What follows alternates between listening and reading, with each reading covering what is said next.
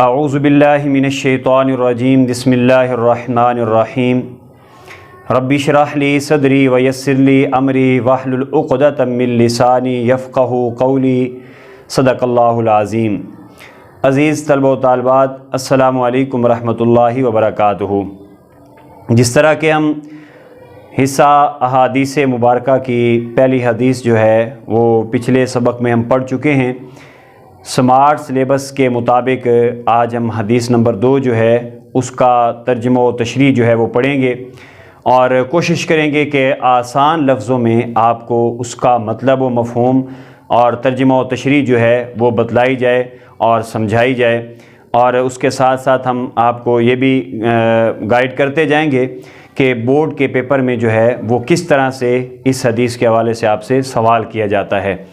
تو حدیث مبارکہ پڑھنے سے پہلے ہم درود پاک جو ہے وہ پڑھ لیتے ہیں ادب کے لیے اور ثواب کی نیت سے۔ اللہم صلی علی محمد وعلی آل محمد کما صلیت علی ابراہیم وعلی آل ابراہیم انک حمید مجید۔ اللہم بارک علی محمد وعلی آل محمد کما بارکت علی ابراہیم وعلی آل ابراہیم انک حمید مجید۔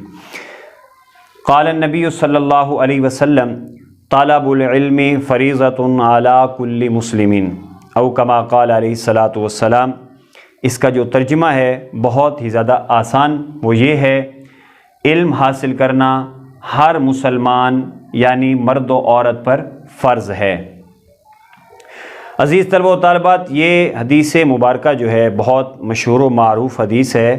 یہ تقریباً جو چھوٹی کلاسوں کے جو بچے ہوتے ہیں ان کو بھی زبانی جو ہے وہ یاد کروائی جاتی ہے، اس کا ترجمہ جو ہے وہ بھی یاد کروایا جاتا ہے، اور اکثر اوقات ہم دیکھتے ہیں کہ جو ادارے ہیں، کالج، یونیورسٹیاں اور سکولز وغیرہ، ان کی جو بلڈنگز کا جو ماتھا ہوتا ہے اس پر بھی یہ حدیث مبارکہ جو ہے وہ آویزاں کی جاتی ہے اور اس حدیث مبارکہ کو لکھا جاتا ہے۔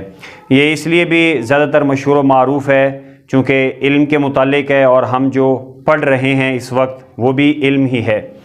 تو آپ کو ایک نقطہ جو ہے وہ یہاں پر عرض کرتا چلوں کہ جب بھی ہم حدیث مبارکہ کا ترجمہ و تشریح کرتے ہیں تو ہم ذہن میں اپنا ایک جو ہے مضمون، عنوان جو ہے حدیث مبارکہ کا وہ رکھ لیں، کہ ایک سوچ لیں کہ ترجمے سے پتہ چل رہا ہوتا ہے، ہمیں تھوڑی سی رہنمائی مل رہی ہوتی ہے کہ اس حدیث کا جو عنوان ہے ایگزیکٹ وہ کیا بن سکتا ہے۔ تو دیکھیں، ہم نے یہاں پر لکھ دیا ہے کہ علم کی فضیلت و اہمیت، یعنی کہ اہمیت کتنا ضروری ہے علم حاصل کرنا۔ جو ہے ایک سوال تو یہ بنتا ہے کہ کیوں ضروری ہے، اور ایک سوال یہ بنتا ہے کہ کتنا ضروری ہے، اس کی کتنی امپورٹنس ہے، وہ جو ہے ہم ذکر کرتے ہیں اس حدیث مبارکہ کی روشنی میں۔ دیکھیں، حدیث میں حکم ہوا ہے کہ علم حاصل کرنا ہر مرد و عورت پر فرض ہے۔ ہمیں سمجھ آ گیا کہ علم صرف مردوں کے لیے نہیں ہے بلکہ عورتوں کے لیے بھی ہے۔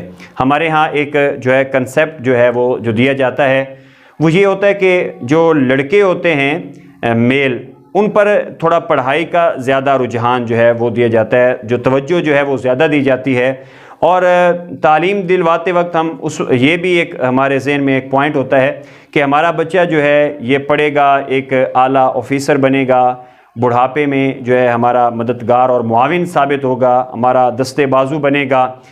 یہ نقطہ نظر رکھنا کوئی غلط چیز نہیں ہے، یہ بھی ایک اچھی سوچ ہے، لیکن اگر آپ اس کو دوسرے نظر سے دیکھیں کہ جو بچیاں ہیں، جو لڑکیاں ہیں، جو خواتین ہیں، ان کو کے لیے جو تعلیم ہے وہ محدود سی کر دی جاتی ہے۔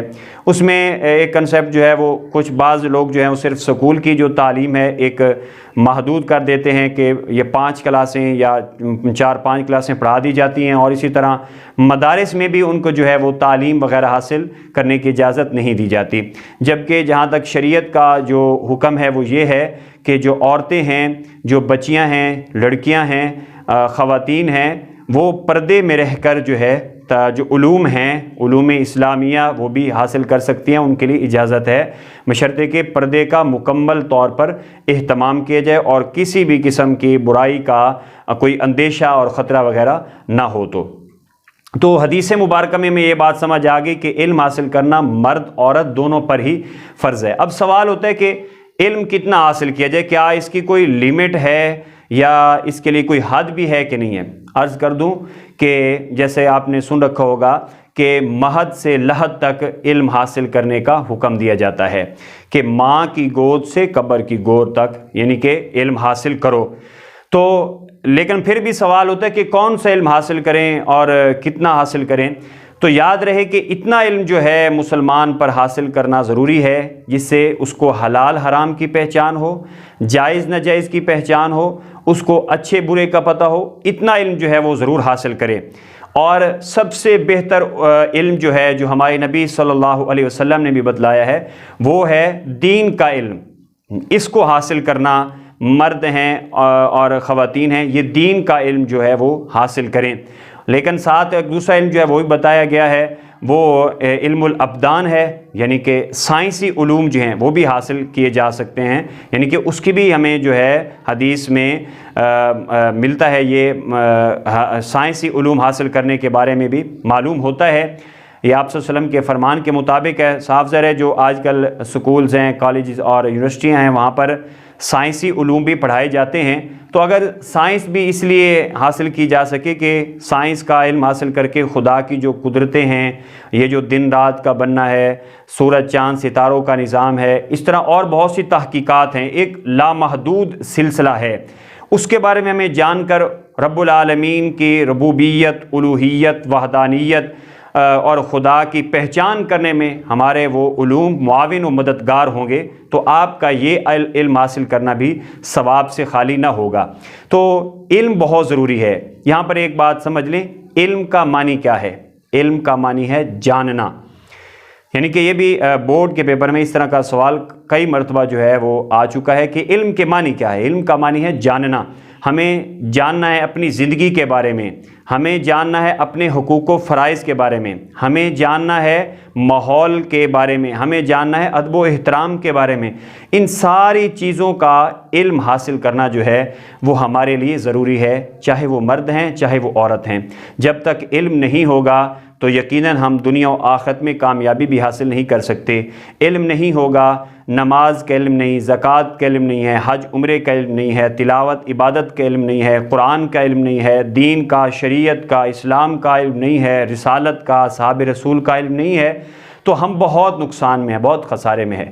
تو ضرورت ہے اس بات کی کہ علم جتنا زیادہ سے زیادہ ہو وہ حاصل کرنا چاہیے۔ اور اس حدیث میں ہمیں سبق ہی یہی ملتا ہے کہ علم حاصل کرنا بہت ضروری ہے، سب کے لیے ضروری ہے۔ حدیث مبارکہ کا جو عنوان ہے وہ بنا علم کی فرضیت و اہمیت۔ امید کرتے ہیں عزیز طلبہ و طالبات کہ آپ اس حدیث مبارکہ کا ترجمہ اور تشریح بہت اچھے طریقے سے سمجھ چکے ہوں گے۔ اللہ پاک آپ کو مجھے عمل کی توفیق نصیب فرمائے، آمین ثم آمین۔ والسلام، اللہ حافظ۔